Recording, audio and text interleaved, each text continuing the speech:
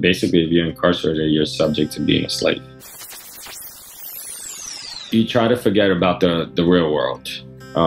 You're living in a different planet in there. There's just a different set of rules. You have there's a lot of racism going on in the States, and so there's black gangs. There's Bloods, there's Crips, there's Latin Kings, there's there's just all types of gangs running stuff, and sometimes you end up in a housing unit that's full of mostly Bloods, and then sometimes you're in a Crip house, sometimes you're in a more Latin King house. So you just got to be ready to adapt.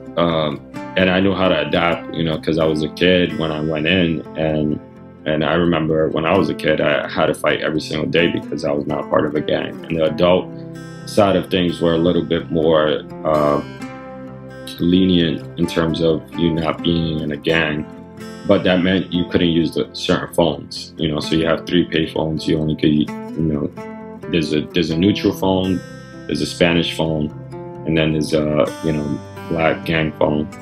And I was part of the Spanish.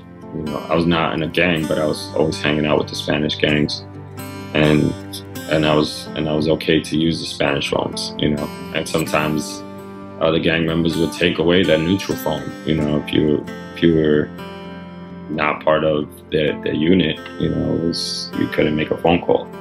I think people get extorted for food. It's just crazy fights over TV, like a lot of fights over the TV. Whether somebody's watching the Spanish channel and somebody wants to watch regular news, and somebody will just go up to the TV and change it. You have to just be ready to fight. They say pull out your gun, which you don't have a gun, but they call the knives, your knife is your gun, and that's what you say. Wow, that's crazy. Was it more violent inside, or was it more violent on the streets? Definitely inside. Definitely more violent inside. In the streets, you could be incognito, especially after things change with cell phones and delivery services. It was not that corner to corner type of issue from back in the day. Inside was just a bit more crazy. And what about working? Were you able to earn any money while you were on the inside with any? Because there's a lot of corporations that actually have almost slave labor wages, don't they, with some incarcerated people in the US? Yeah, so I was working as a customer service agent for the Department of Motor Vehicles, earning 7 cents an hour. 7 cents an hour? That's an hour. So I was my monthly wage was about $40. Wow, that's crazy. How do they justify 7 cents an hour? I have no idea.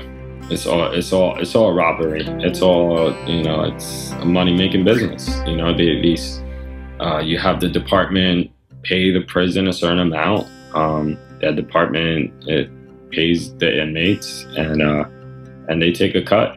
So they could say like, hey, we'll deliver all the customer agents for you, for $10 an hour rather than $20 an hour, and then you get paid whatever they tell you that you're gonna get paid. And you want to do something while you're inside. You have to do something just to keep occupied, and if you don't work, you get in trouble too.